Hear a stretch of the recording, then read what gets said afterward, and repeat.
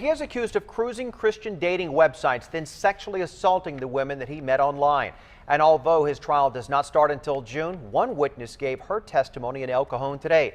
Attendance reporter Allison Ash is live with what that woman's close encounter with Sean Banks. Allison.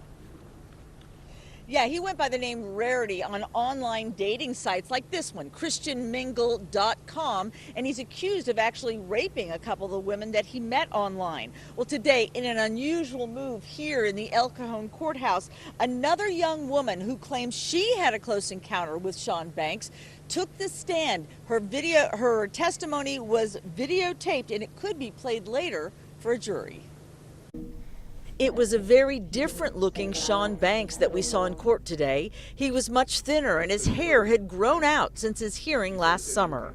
Banks will stand trial this summer for attacking 3 women he met on dating sites like Match.com and ChristianMingle.com. At some point I sort of jumped a little to try and move his hand, and then at some other point I said, "You have to leave some Jesus space." This woman, whose identity the judge asked us to protect, claims that after meeting online, the two met in New York and London. It was on that second date she claims Banks groped her through her clothing. I had never been touched like that before, and I didn't want to be touched like that. How did the defendant respond to your movement and you telling him what you told him? I think he just took his hand away the first time. On cross-examination, Banks' attorney seemed to play up the fact that the woman pursued Banks even after he made some inappropriate dance moves at a London nightclub. The two parted ways the next day. Banks was emotionless as he heard the testimony that may or may not be used in his upcoming trial.